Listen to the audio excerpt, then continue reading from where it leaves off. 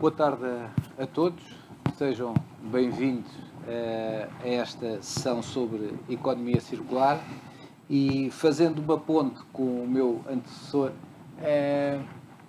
fazendo a ponte entre a sustentabilidade e, naturalmente, um dos seus instrumentos que será a economia circular, permitam-me citar um conterrâneo da minha amiga Soraya, que diz assim: todos sabem que é impossível colocar uma cerca em volta da floresta e esperar que, por conta disso, não haja desmatamento.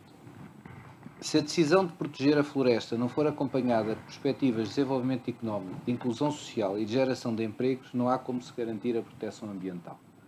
E, portanto, o tema do ambiente é, desde logo, um modelo de economia. E, portanto, desse ponto de vista, temos que mudar o nosso modelo de economia linear para uma lógica de economia circular, e aquilo que todos nos dizem, do ponto de vista empresarial, é que temos que ser mais competitivos. Como é que podemos ser mais competitivos? Bem, sermos mais produtivos, aumentar a nossa produtividade. Como é que se aumenta a nossa produtividade? Só há duas formas: ou aumentar o numerador ou diminuir o denominador. Ou fazer uma conjugação de ambos. Não é? Aumentar o numerador, de facto, é aumentar o valor daquilo que produzimos, pelo menos conseguir vender por mais valor, e outro dos fatores é, de facto, diminuir o numerador. Curiosamente, a economia circular permite melhorar ambos. Porquê? Por um lado, a economia circular foca-se também e muito na questão da eficiência ambiental, da circularidade, e, portanto, desse ponto de vista, transmite também uma identidade de valores, que as novas gerações estão cada vez mais dispostas, e os seus modelos de vida estão mais alinhados por economias mais circulares. E, portanto, desse ponto de vista, há um potencial de maior mercado nas novas gerações e, por outro lado, também, porque é circular, também permite diminuir o denominador. E, portanto, desse ponto de vista, nós temos aqui 4 convidados, 3 presentes e um por via virtual.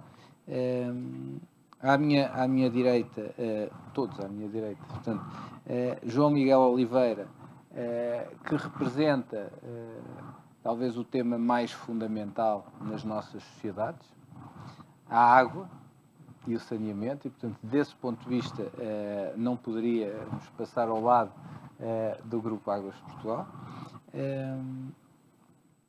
Depois, à minha ponta, a Cristiana Ribeiro, representante da Associação Smart Waste Portugal, porque, de facto, deixaremos de falar em breve do waste para falar de ativos.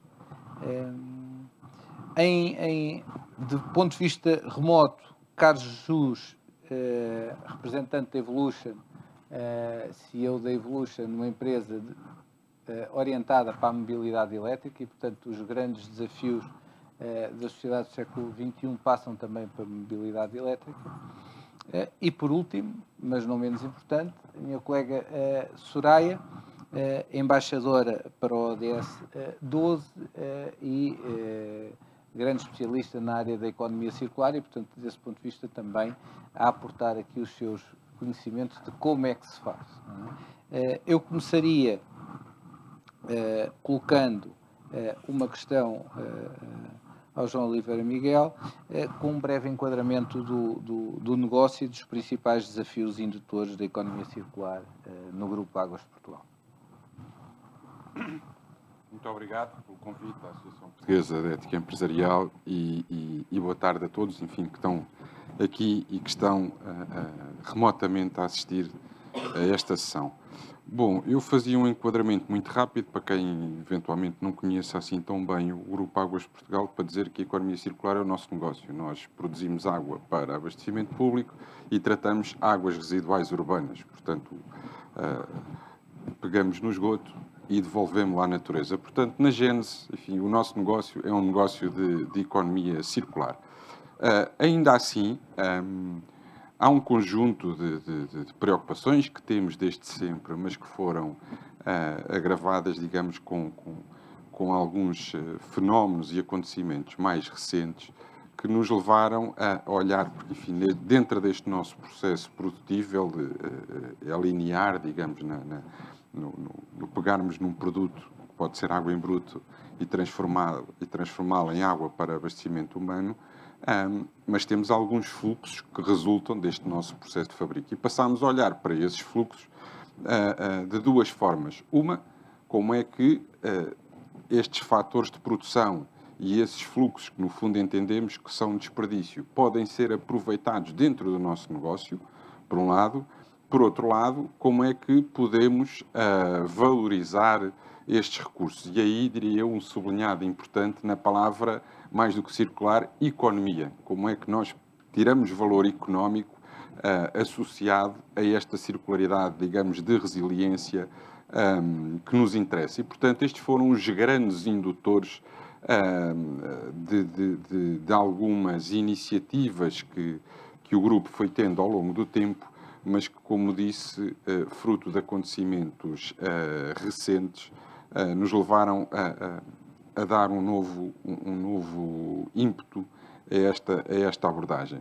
Deixe-me só dizer-lhe, enfim, assisti com agrado aqui à apresentação sobre o turismo de Portugal. Nós também temos um quadro estratégico de compromisso com 4 pilares e 12 objetivos estratégicos. 2 deles têm a ver com a inovação, um com a inovação e outro com a economia circular. Portanto, são temas em cima da mesa, até para um setor que, como eu tentei explicar, aparentemente é muito circular, mas são indutores muito importantes também deste nosso negócio.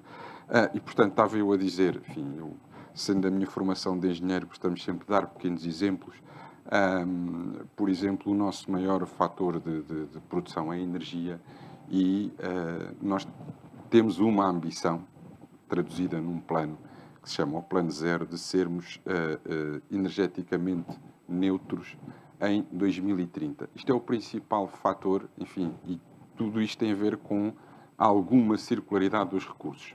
Dentro dos nossos recursos, como é que podemos retirar, enfim, este potencial energético. Temos, por outro lado, também nesta vertente da resiliência e da autossuficiência, algumas iniciativas que neste momento se estão a escalar para um nível industrial, digamos assim, que é pegarem alguns subprodutos da atividade, por exemplo, de tratamento, de produção de água e utilizá-los no tratamento de águas residuais. E, portanto, dentro do nosso setor, mais uma vez somos resilientes, mais uma vez estamos a circular, mas estamos a sublinhar a componente económica, porque estamos a substituir reagentes, a maioria deles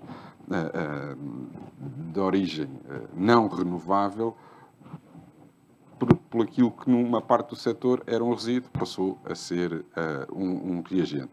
E, portanto, o outro grande driver que temos é, de facto, esta captura de valor numa primeira fase, como é que o mantemos dentro das nossas empresas e do nosso negócio. Numa segunda fase, como é que pegamos nestes nossos recursos e os transformamos em valor. E aqui, enfim, mais um exemplo, como eu gosto de demonstrar, por exemplo, no tratamento das águas residuais, um dos subprodutos, quem acompanha o nosso setor sabe que é o de maior quantidade e de maior relevância, que são as lamas de hectare. Se olharmos para este subproduto na perspectiva do azoto que contém, do fósforo que contém nutrientes essenciais ao crescimento das plantas e à produção, enfim, como há pouco dizia, de alimentos, face a este crescendo da população e, em particular, o fósforo, que é um elemento não renovável, como é que nós conseguimos valorizar, enfim, este recurso noutras utilizações? Há um conjunto, também temos um plano que se chama de circularidade e valorização orgânica, para, em parcerias com a agricultura, podemos efetivamente valorizar este recurso, que é muito importante, mas aqui numa perspectiva de extravasar o nosso setor. Finalmente, mais recente, fruto destes acontecimentos muito próximos, enfim, que têm a ver com a guerra na Ucrânia e, portanto, com a escassez de outro tipo de recursos, aprofundámos e acelerámos uma linha de desenvolvimento que temos, que é a produção de reagentes verdes, chamamos nós. Reagentes com base no nosso setor. E portanto, mais uma vez, circulando alguns materiais de uma atividade dentro das nossas atividades, por um lado, por outro lado, tornando-nos resilientes e autossuficientes. Enfim, como é que nós temos estas atividades estão muito alicerçadas em alguma inovação, enfim, podemos falar nisso um pouco mais à frente, mas digamos que dentro do setor faz parte do nosso ADN. O grande desafio é a ligação com outros setores e como é que se valoriza esta componente que há pouco se referiu de alguma valorização desta circularidade. Enfim, eu sou um bocadinho mais descrente porque acho que ainda temos um caminho a percorrer, mas de onde iniciativas desta natureza nos vão ajudar certamente. Muito obrigado por este excelente enquadramento e indutor para aquilo que é de facto o Smart Waste, não é? E, portanto, a minha pergunta seguinte é para a Cristiana Ribeiro, representante da Smart Waste. Já percebemos que o Waste está a ficar cada vez mais smart, não é? Como e quando transformá-lo definitivamente em asset? Olá, boa tarde a todos. Muito obrigada pelo convite. Peço desde já desculpa pela minha voz, mas estou em recuperação de uma crise alérgica. Espero que me percebam bem.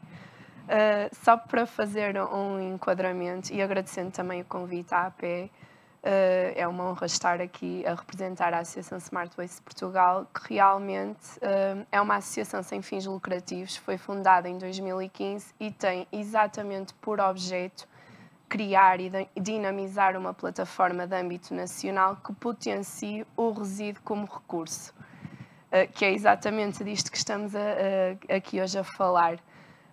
Como é que nós fazemos isso? Muito através de dinamização de grupos de trabalho, de projetos aprovados e financiados e de iniciativas nas mais variadas áreas: plástico, vidro, papel e cartão, resíduos de construção e demolição, resíduos de equipamentos elétricos e eletrónicos, recolha de resíduos no geral. E o que realmente temos vindo a notar, e desde a nossa fundação em 2015, é que já foi percorrido um longo caminho e que os resíduos cada vez se estão a transformar e a tornar-se mais inteligentes e mais smart, e também a caminhar para um caminho de ativos, através da redução dos desperdícios e da continuação da utilização destes resíduos na economia, porque nós temos de perceber que os resíduos ainda têm valor e devem continuar a circular. Lá está, nesta perspectiva de economia circular, passarmos de um paradigma de economia linear, de extrair os recursos, as matérias-primas, transformá-las, utilizá-las e depois, quando não nos servem de nada, depositá-las, descartá-las. Portanto, temos de passar a circular, passando a expressão, estes resíduos, porque não são resíduos, na realidade são ativos e podem ser na mesma reutilizados, recuperados e têm valor e devem ser mantidos na economia. Portanto, desde 2015, desde a nossa fundação, nós já temos vindo a reparar e também a reunir esforços. Temos neste momento 142 associados das mais diversas cadeias de valor que cooperam entre si e que têm bastantes projetos de inovação no sentido de tornar a economia mais circular, mais digital, mais resiliente e mais competitiva. Portanto, de uma forma muito geral, é isto que nós fazemos, e acho que também respondi à pergunta neste sentido de progressão. Já estamos num progresso e num caminho mais sustentável e mais circular. Bem, já voltaremos a falar. Eu agora, se calhar, ia para a via virtual, fazendo uma questão ao Carlos Jesus, CEO da Evolution, para, no fundo, fazer um brevíssimo enquadramento daquilo que é a Evolution, e começando por uma pergunta difícil, porque, enfim, o negócio está na parte da mobilidade elétrica e, portanto, o tema da circularidade torna-se fácil. Enquanto se fala em mobilidade, torna-se mais difícil quando se fala nas baterias. E, portanto, era esse também o desafio que lhe queria colocar, como tornar o negócio mais circular, incluindo o tema das baterias. Carlos? Sim, olá, boa tarde. Olá, boa tarde. Eu também gostava de agradecer em primeiro lugar o convite da APE para participar neste fórum, num tema que está totalmente na ordem do dia. A Evolution, fazendo um breve enquadramento da Evolution, a Evolution é uma empresa que está no mercado desde 2017, dedica-se ao tema não só da mobilidade elétrica, mas também na perspectiva das baterias de segunda vida. Aliás, este foi uma das principais preocupações na altura da criação da empresa, foi de facto desenvolver tecnologia que permitisse uma reutilização das baterias quando de facto o mercado começasse a ter esses resíduos, ou antes de serem resíduos, começassem a chegar ao mercado. Seja pela via de fim de vida natural da bateria, porque perdeu capacidade, seja pelo fim de vida associado, por exemplo, aos acidentes de viação, que acabam por tornar a bateria num resíduo. A circularidade ao nível das baterias é conseguida nos automóveis, é conseguida através da reutilização das mesmas, colocando-as em aplicações muito distintas, que podem ser desde os painéis solares, portanto, desde baterias estacionárias para trabalhar com painéis solares, até baterias que podem ser reutilizadas noutro tipo de veículos clássicos, tuk-tuks, já fizemos muitas conversões e, portanto, acabamos por dar uma segunda vida a estas baterias. Ou até mesmo como soluções de balanceamento ou de peak shaving junto de postos de carregamento, que é um dos grandes... uma das grandes dificuldades, muitas vezes, que existe nos postos de carregamento, sobretudo de grande potência, é conseguirmos essa potência pico num determinado momento que pode ser satisfeita, não pela rede, mas por baterias estacionárias. Se nós considerarmos que o mercado português são matriculados cerca de 230 mil automóveis, nos anos bons e 170 nos anos menos bons, portanto, uma média de 200 mil automóveis novos todos os anos, isto significa que dentro de poucos anos, se eu considerar que o parque automóvel será todo elétrico, numa renovação do parque eu terei cerca de mais ou menos o mesmo número de automóveis a sair do mercado. O que acaba por parecer um problema muito grande, e pode ser um problema muito grande se não se fizesse nada. Seriam 230 mil baterias a sair todos os anos de automóveis que tinham como destino a reciclagem, com os custos ambientais que isso tem, e quando se pode dar uma reutilização à bateria nestas aplicações que eu acabei de referir.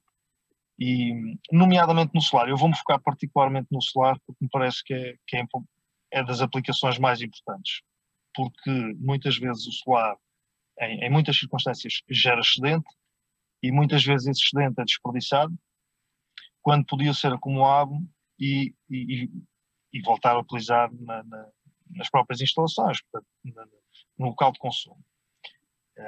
Se nós considerarmos que uma bateria de um automóvel médio teria 50 kWh de capacidade, se em final de vida, aquilo que nós consideramos final de vida para o automóvel, ela estivesse no limite, imagine 50% da sua capacidade, estaria com 25 kWh de capacidade. Não permite fazer uma mobilidade de forma descontraída, de forma despreocupada, digamos, mas 25 kWh de bateria é aquilo que uma casa média consome por dia. Ou seja, eu se tiver painéis solares e uma bateria de 25 kWh que reutilizei de um automóvel, eu consigo satisfazer as necessidades de uma casa praticamente a 100%, uma casa média em Portugal praticamente a 100% com isto. Portanto, é que consigo dar essa reutilização e estender a vida da bateria por seguramente mais 10 anos. Se eu considerar um ciclo de carga e descarga todos os dias, bom, isso significa, para termos uma ideia, e aproveitando os excedentes de energia, significa 7,3 MWh por ano de energia que pode ser aproveitada. Portanto, eu não tenho a menor dúvida que esta circularidade, esta reutilização que se dá às baterias é fundamental. Não sei se respondi à questão integralmente. Foi bastante elucidador e para além disso permite-nos a todos acalentar a expectativa de acelerar o nosso processo de autoconsumo, não é? Portanto, desse ponto de vista, já tivemos aqui excelentes exemplos numa lógica mais macro, não é? da ADP Valor, e numa lógica muito operacional que todos nós podemos, mais ano menos ano, vir a operacionalizar com o autoconsumo. Soraya, portanto, estivemos na parte das empresas, das associações e, portanto, quais os maiores desafios que as empresas enfrentam para inovar nos modelos dos seus negócios, por forma a aumentarem a circularidade dos mesmos? Bom, primeiro, boa tarde a todos. Muitíssimo obrigada pelo convite e a participação aqui no evento. Então, eu acho que a questão mais significativa é o desapego que é preciso que as empresas entendam, no sentido de desapegar da forma como elas atualmente agem, como elas atualmente gerem o próprio trabalho, para inovar, para ter uma proposta de um novo modelo de negócio. Porque um novo modelo de negócio é uma quebra de paradigma. E, normalmente, a grande dificuldade é porque isso parte de uma necessidade de que a alta direção, os gestores, façam essa mudança de comportamento e que essa mudança de comportamento ela seja passada para toda a força de trabalho, para todos os colaboradores, de uma forma decodificada, que cada um tenha um entendimento claro do que é a proposta da mudança de negócio. Então, eu acho que é sempre um ponto bem complicado no quesito de desafio. Mas eu acho que também é o seguinte, né, para você poder identificar um modelo de negócio que represente a sua empresa, represente o seu propósito, é preciso que você faça um diagnóstico. E o diagnóstico, ele precisa ser bem feito, porque o diagnóstico é aquele que te dá a condição de entendimento de qual é o nível de circularidade que a tua empresa está no momento. Então, assim, você pode buscar algumas ferramentas, e hoje a gente tem várias ferramentas até gratuitas para que você possa identificar qual é o nível de circularidade da sua empresa, mas o importante é a forma como você coloca os dados em qualquer ferramenta, ou seja, é o seu olhar honesto para o seu negócio, onde você vai entender quais são as fraquezas, quais são os pontos fortes, e dessa forma você consegue definir o seu propósito e desenhar um modelo de negócio que seja apropriado e que seja uma inovação, sim, mas com o tamanho que a sua perna, a perna da empresa pode dar, né? E eu acho que tem um ponto também que às vezes não é muito comentado, mas são os indicadores. Quando a gente vai desenhar um sistema, um modelo de negócio, a gente precisa identificar indicadores que vão indicar exatamente o propósito da gente. E parece simples, mas não é. Por vezes, as empresas ficam por muito tempo tentando identificar indicadores que possam indicar o caminho delas. Olha, estou ou não atendendo às metas que eu me propus para alcançar o meu propósito. E os indicadores são fundamentais nesse aspecto, né? E tem um ponto que eu acho que é também interessante a gente colocar, que é o seguinte: dentro de um modelo de negócio circular, existe a possibilidade dele ser, digamos assim, uma questão de ser eficiente ou de ser, vamos dizer assim, um pouquinho mais efetivo. E essa necessidade de identificar entre eficiente e efetivo é porque o passo, como eu expliquei, deve ser do tamanho que a empresa pode dar. Um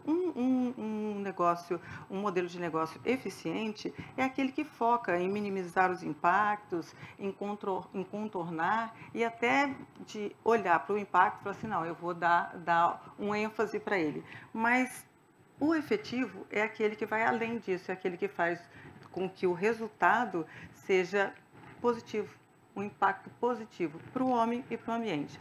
E tem uma webinar que eu acompanhei e que eu achei muito legal o exemplo do eficiente, que foi o seguinte: a comparação foi feita assim, uma empresa que tem uma proposta de ser eficiente, comparado com alguém que está dirigindo um carro e indo na direção de um precipício.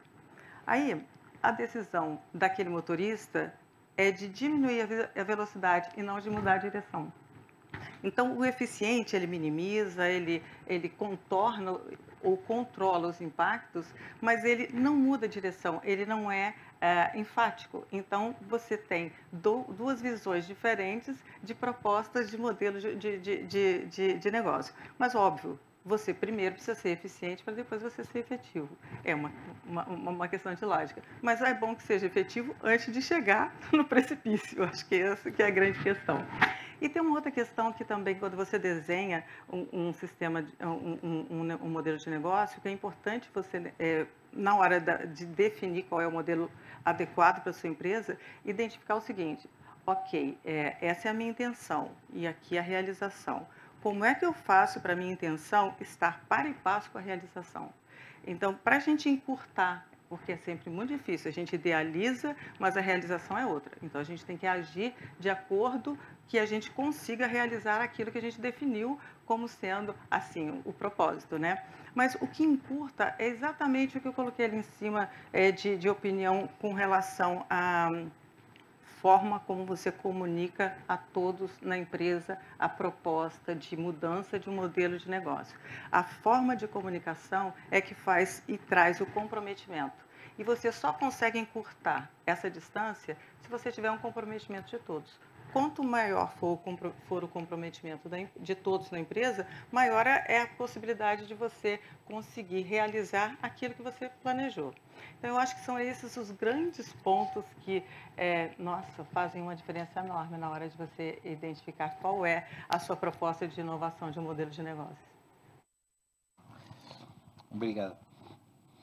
Voltava agora ao João Oliveira Miguel com um dos grandes desafios que resulta daquilo que tem a ver com as alterações climáticas, é que nós estamos a ver-nos confrontar-nos com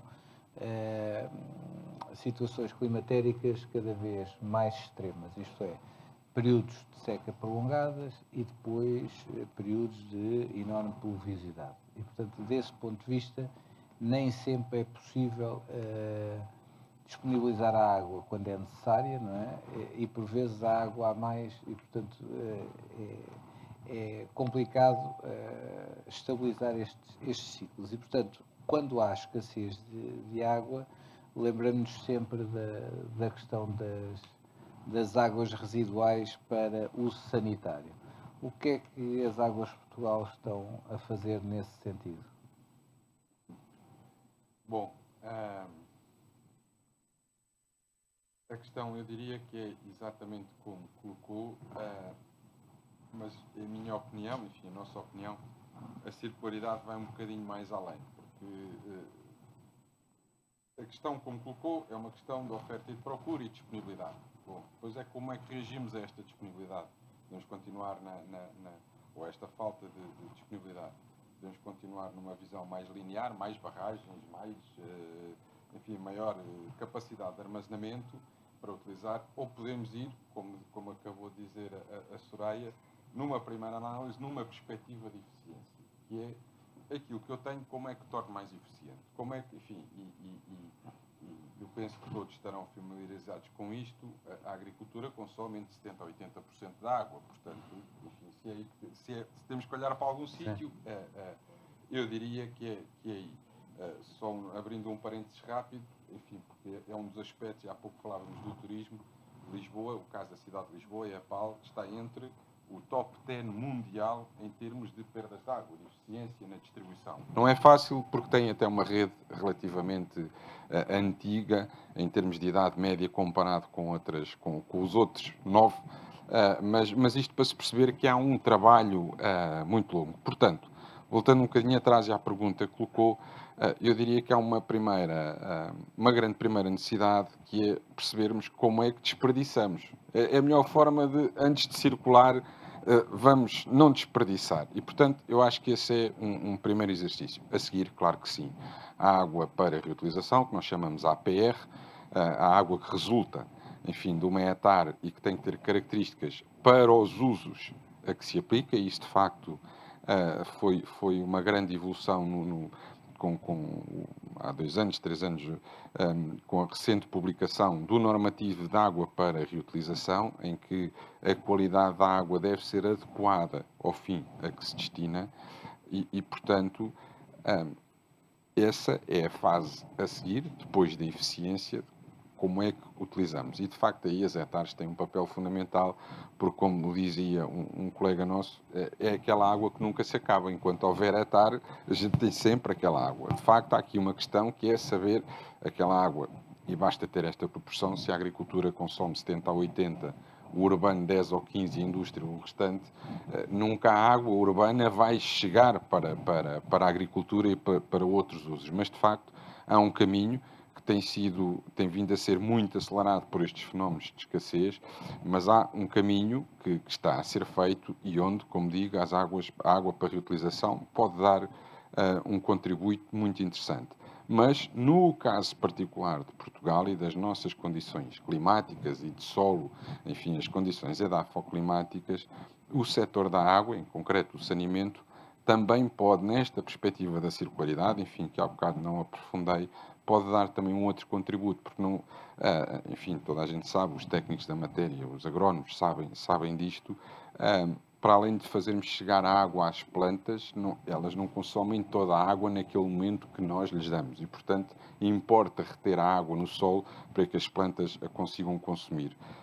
E, de facto, a carência em matéria orgânica que existe nos nossos solos em Portugal, genericamente, é muito grande e, portanto, também por aí não há uma grande eficiência na utilização da água. Ora, o setor da água, como dizia há bocado, no caso das hectares, entre outras coisas, porque tem nas lamas, para além dos nutrientes, matéria orgânica, que, quando adicionada ao solo, vai permitir um aumento da eficiência na utilização desta água, que, como digo mais uma vez, existe todo o ano e existe sempre quando chove e quando não chove. E, portanto, há aqui um conjunto de pontos de contacto que de facto, levam a olhar, no caso concreto, a pergunta que fez, para as APRs com um potencial grande de utilização, enfim, num conjunto de regiões mais do que nas zonas urbanas, enfim, porque basta ver os números, o grosso do consumo não está nas zonas urbanas, está, como se diz, na agricultura.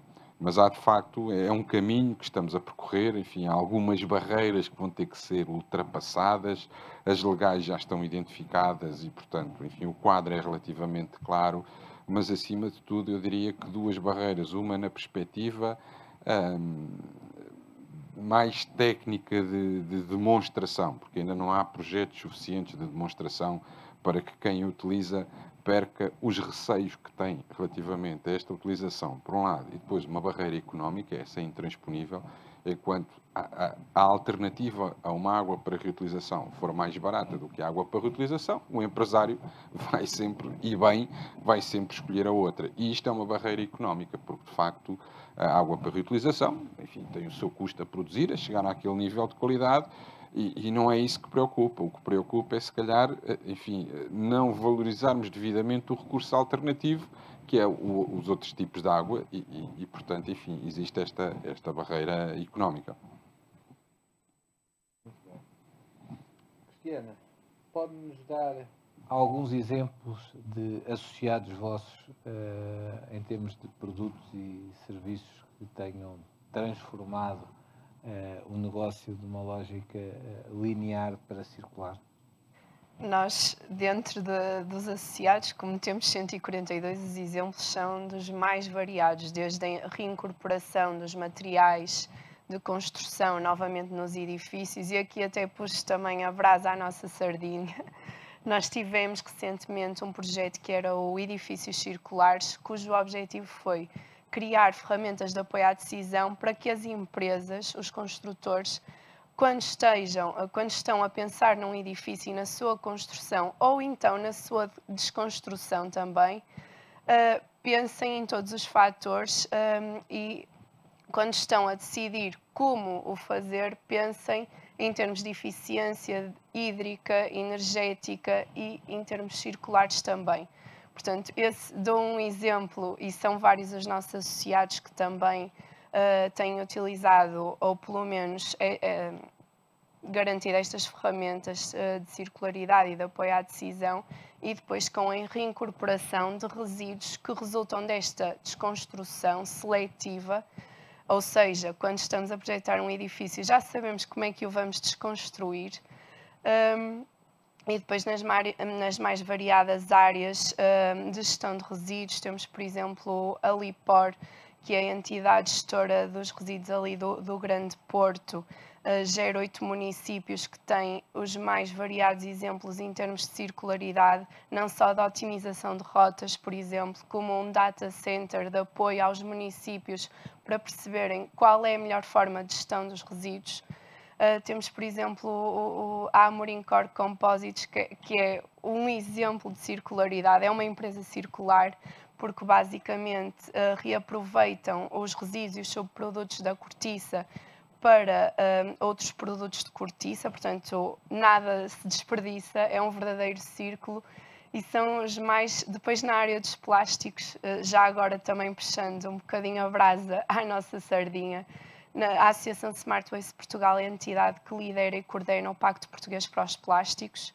O Pacto Português para os Plásticos é uma iniciativa colaborativa, pertence à rede global de pactos para os plásticos da Fundação Ellen MacArthur, que é uma referência em termos de economia circular em vários setores, não só dos plásticos, e nós no pacto temos 5 metas ambiciosas a atingir até 2025, que vão desde eliminar os plásticos de uso único problemáticos ou desnecessários, garantir que as embalagens colocadas pelos membros que aderiram ao pacto são 100% reutilizáveis, recicláveis ou compostáveis, garantir também uma taxa de reciclagem de embalagens de plástico igual ou superior a 70% até 2025, numa ótica de fechar o ciclo, incorporar em média 30% de plástico reciclado em novas embalagens, e depois atividades de sensibilização ao consumidor. E aqui no site do Pacto temos mais de 200 boas práticas dos membros do Pacto, que podem ou não ser associados da Smart Waste Portugal, que vão lá estar desde exemplos de eliminar os plásticos problemáticos na reciclagem,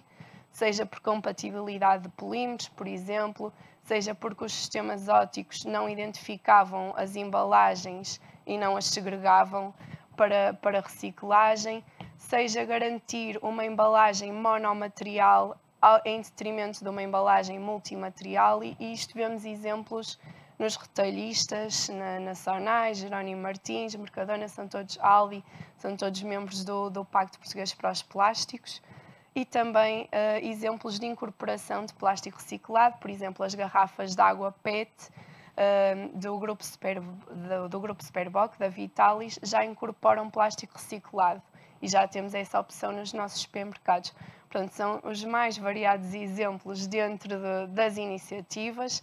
Aproveito também estamos a trabalhar na circularidade do vidro de embalagem. Iremos, na próxima semana, lançar a iniciativa à plataforma Vidro Mais, que também visa aumentar esta taxa de reciclagem de vidro em Portugal, de vidro de embalagem, e que com certeza teremos também mais exemplos para mostrar.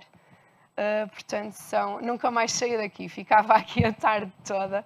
E não é só nos produtos, nos serviços também temos vários exemplos de circularidade, não só, por exemplo, em termos de recirculação de águas, de energias verdes, de planos contratualizados mais verdes, de energia, da frota que vai de combustíveis fósseis para 100% elétrica progressivamente. Portanto, sempre abordagens sistémicas e exemplos que não acabam só aqui. Pego numa das suas últimas expressões, que é a questão dos próprios modelos de negócio, não é? E, portanto, colocando a questão ao Carlos Jesus, um dos grandes saltos na circularidade é precisamente passarmos de uma lógica de posse para uma lógica de utilização. E, portanto, a minha questão é se estão com algumas iniciativas nesta dimensão, não é? De passagem da posse para a utilização, em termos das viaturas. Carlos? Nas viaturas, não propriamente, portanto, nós estamos na parte mais da reparação e da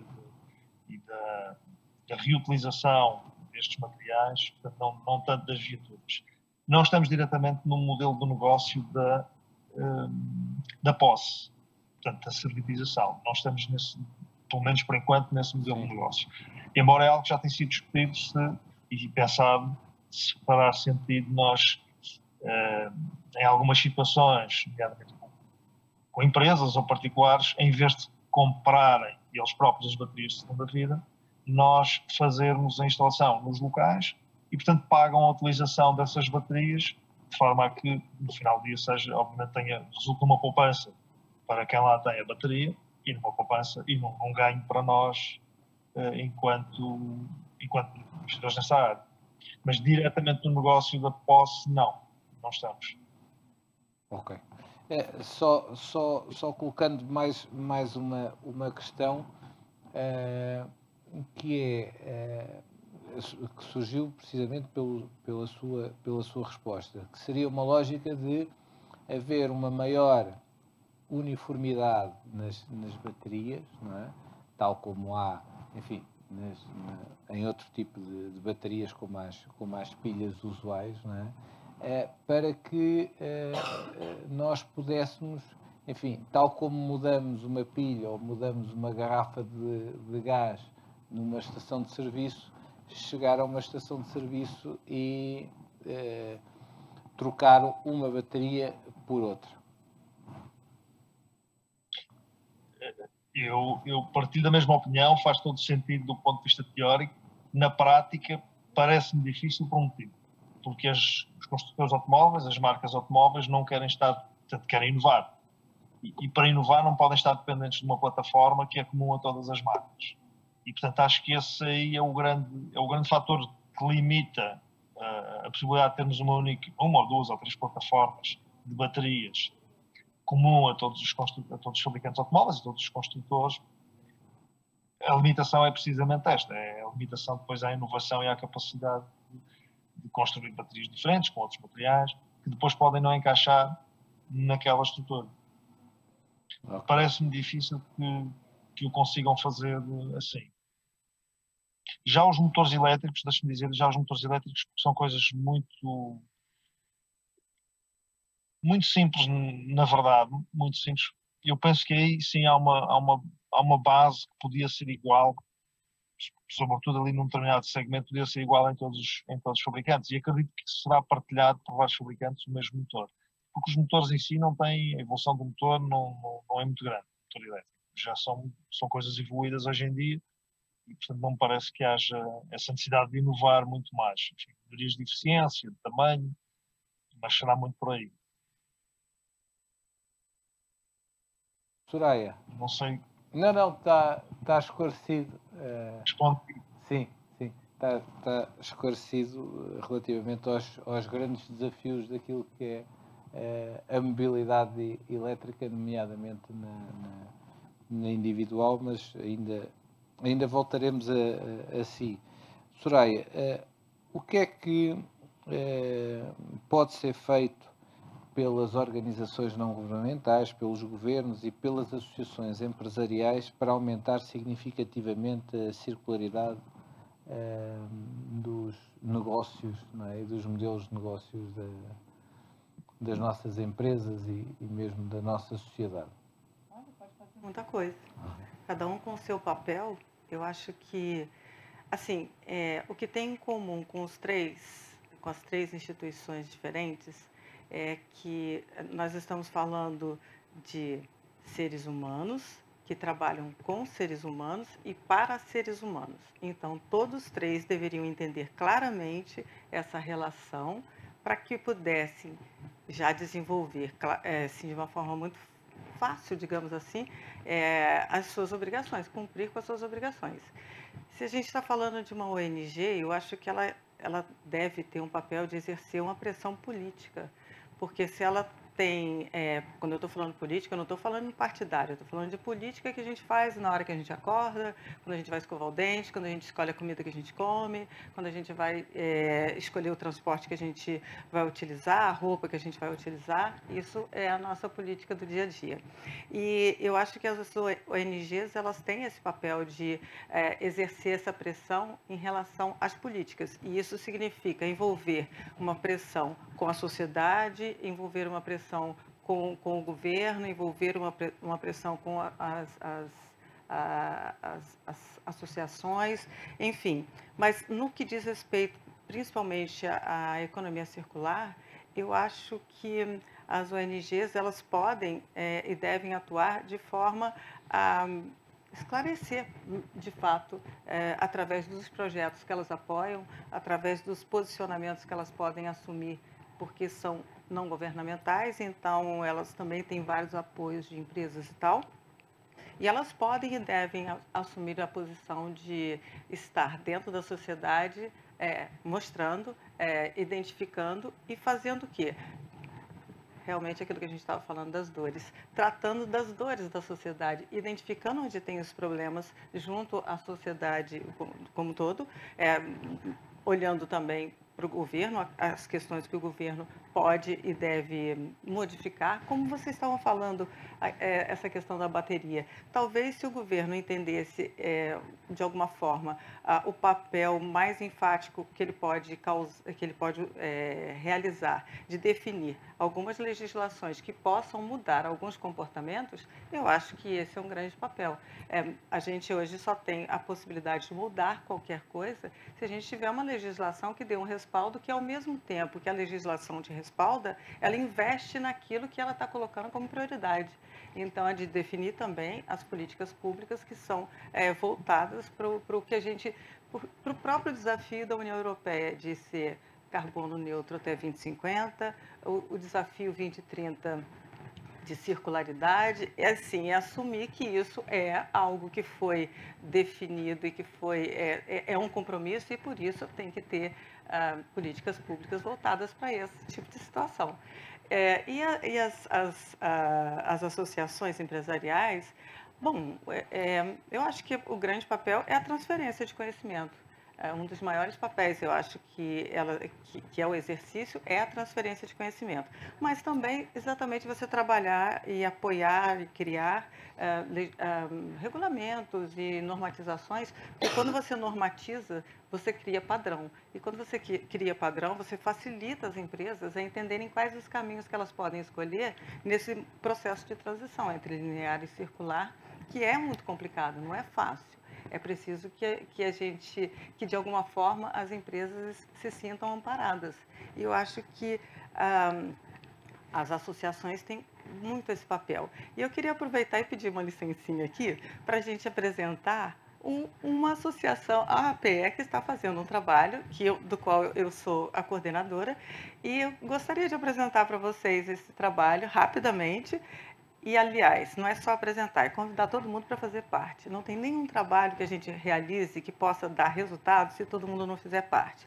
As empresas que estejam nos ouvindo aqui online e os presentes, se não tiver participação de cada um e cada um não assumir o seu papel dentro dessa história, nós não temos como exercer o papel de vamos transformar, vamos ajudar no que diz respeito a mudar comportamento, a criar, de repente, a tal transferência de conhecimento.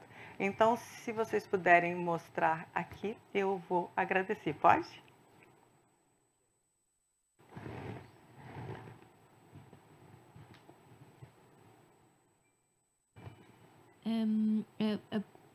Soraya, tem um slide para apresentar, é isso? Isso.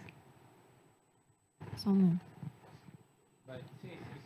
Enquanto depois já voltamos Ok. à Soraya, eu vou terminar esta mesa com uma última questão que será transversal para todos, não sem antes, até pelo desafio que a Soraya lançou, referir que a Comissão Técnica 218 de Economia Circular, portanto, está no âmbito da APE, que é o Organismo de Normalização Setorial, também para os temas da economia circular, para além dos temas da ética, da responsabilidade social, da sustentabilidade, do equilíbrio familiar, pessoal e profissional, da felicidade organizacional. Portanto, estamos aqui, enquanto APE e enquanto CT 218, para tratar dos temas da economia circular.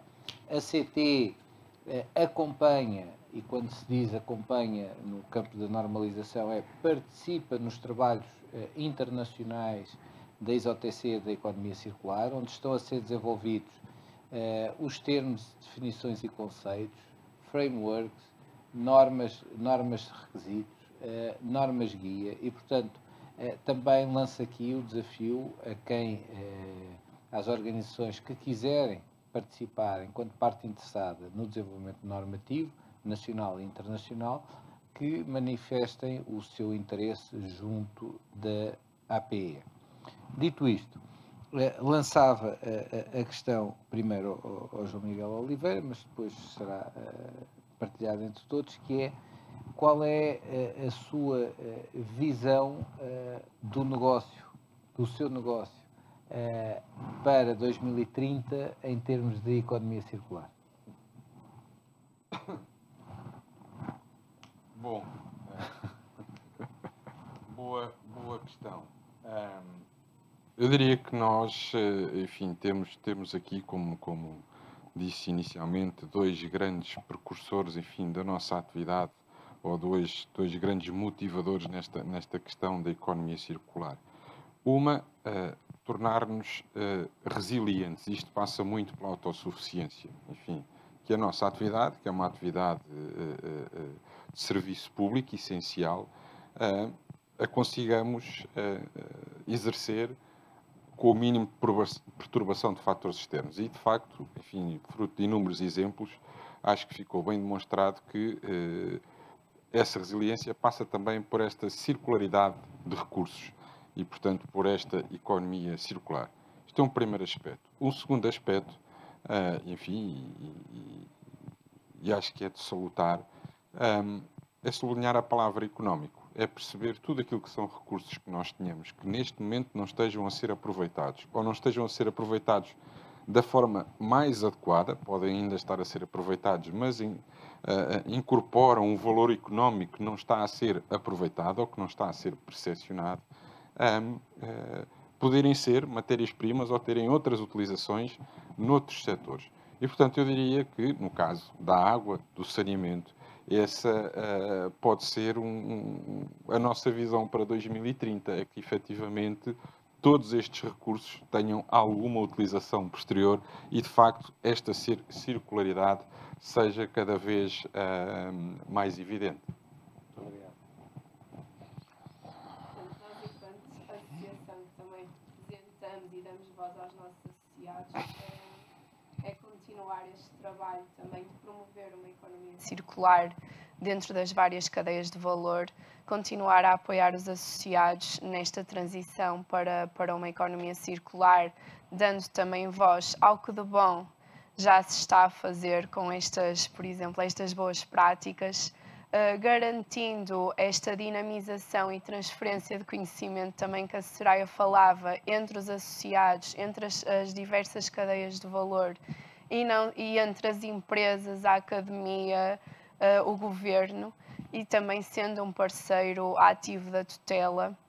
Lá está, dando mais uma vez voz aos associados neste sentido de legislação e desta aproximação também ao governo, para criarmos realmente e transitarmos para este paradigma mais circular, uma economia mais resiliente, mais competitiva, com negócios mais disruptivos, inovadores, digitais, porque é no futuro que estamos, em 2030, e o momento também de fazermos a transição é agora, porque temos a oportunidade perfeita, dada a conjectura atual, dada a crise de matérias-primas em que nos encontramos e que dão cada vez mais força à economia circular e ao setor, aos setores para se tornarem circulares. Portanto, é dando cada vez mais voz à economia circular e aos nossos associados e aos seus projetos e aos nossos projetos também.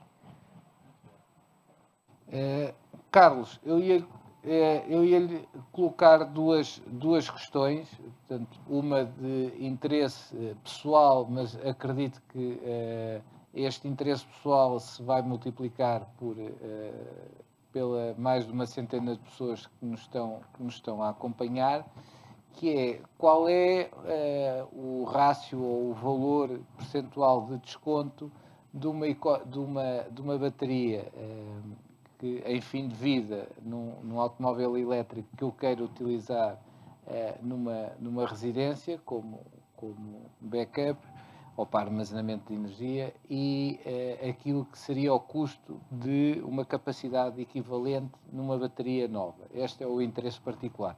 O outro é a visão 2030 para como é que estará o seu negócio em 2030, em termos de circularidade.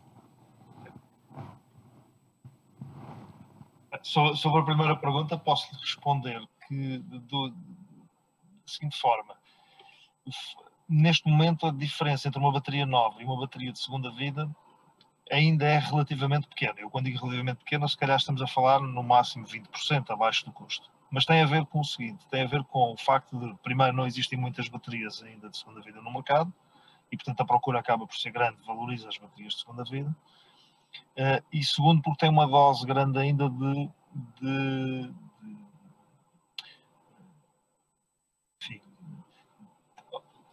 personalização na bateria e de desenvolvimento de bateria a bateria, porque, enfim, não aparecem todos os dias baterias iguais e acabamos por ter que fazer baterias muito diferentes umas das outras.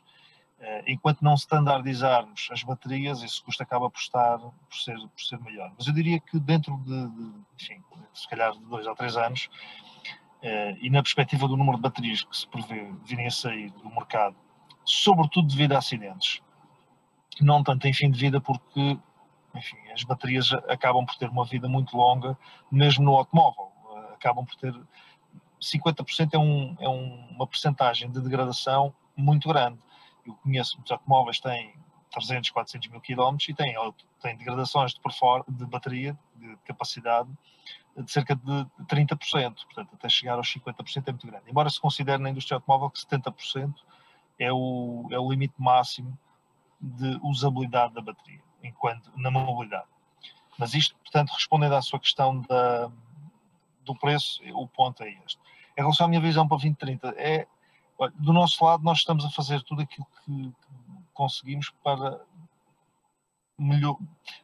informar as pessoas no sentido que reutilizar não significa necessariamente escolher pior. Eu, quando reutilizo uma bateria de um automóvel ou um motor, eu não falei dos motores, mas um motor de um automóvel em fim de vida, esse motor pode ser utilizado noutras aplicações, em aplicações industriais, é um motor elétrico, não tem nada de diferente dos outros motores, e pode ser aplicado.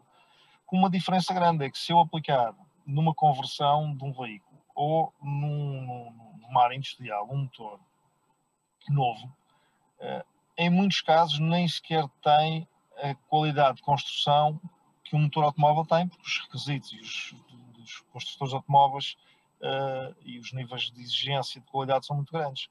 Portanto, eu, em muitos casos, prefiro, e eu próprio, reutilizar para mim, e acho que este vai ser, para mim, acho que vai ser aquilo que as pessoas mais vão procurar no futuro. E isso nós notamos. Muitas pessoas começam a procurar especificamente baterias de segunda vida pela responsabilidade ambiental que têm. Portanto, não querem ter um carro elétrico e já têm painéis solares e agora querem baterias, mas não querem novas, querem reutilizadas.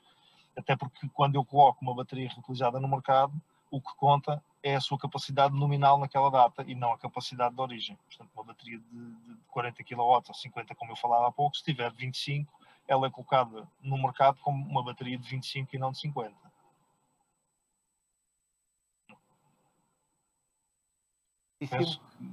Tá. Passo agora a palavra à Soraya para resgatar. Bom, voltando aqui, nosso projeto. Tudo que vai e volta, economia circular e suas oportunidades. Uma coisa simples, que na verdade a proposta e o objetivo do nosso projeto é exatamente fazer, digamos assim, utilizar o pilar que é fundamental dentro da ideia da circularidade, que é o compartilhamento. Então, nós elaboramos o nosso projeto assim, com duas grandes propostas. Uma série de 12 podcasts que vão falar são convidados que falam sobre o tema sobre o tema economia circular de uma forma diferente, cada um com as suas abordagens, porque são convidados de áreas diferentes e esses podcasts eles vão começar a ser divulgados a partir de agora, dia 18, quarta-feira, e a partir das 15 horas. E como são 12 podcasts, daqui por à frente, durante 12 semanas, nós teremos em cada quarta-feira um novo podcast, com um novo assunto, com convidados diferentes. E o primeiro não podia ser diferente. Ele vai falar sobre inovação e economia circular. E a nossa convidada é especial, eu acho que vocês vão gostar. Como é que acessa esse podcast? Simples também. Você entra no Spotify e coloca o nome da série. Tudo que vai e volta, economia circular e suas oportunidades. Vai fazer o filtro e vai aparecer o podcast. Só apertar e ouvir. Mais nada. Vai estar também disponível no site da APE. Bom, a outra parte do projeto é um e-book, que também só faz sentido se a gente tiver o quê? Compartilhamento. De quê? De boas práticas.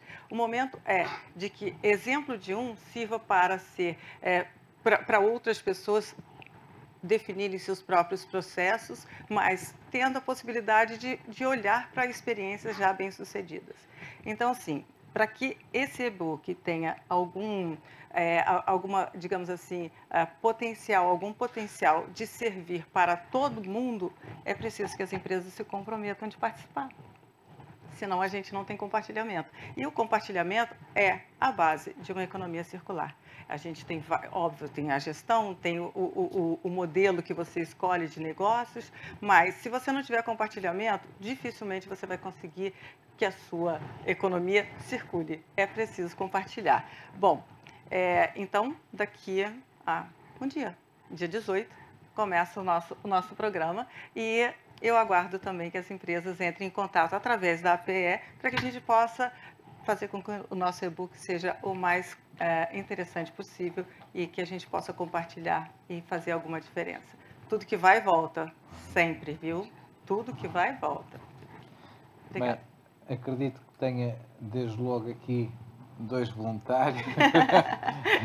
Da parte da Smart Waste poderá haver mais do que um associado que queira partilhar os case studies, não é? Tanto quanto sei, o livro vai ter um enquadramento em termos dos novos termos, conceitos e definições da economia circular que estão a ser desenvolvidos, inclusivamente, pela ISO-TC da economia circular.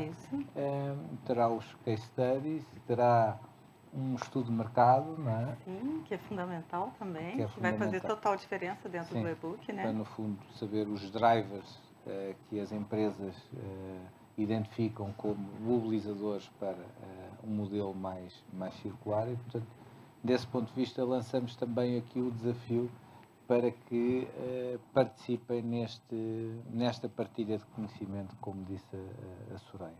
Quero agradecer a todos aqueles que nos ouviram nas empresas, nas vossas residências, também aqui. Agradecer naturalmente aos meus ilustres companheiros de mesa, mesmo o companheiro virtual Carlos Jesus.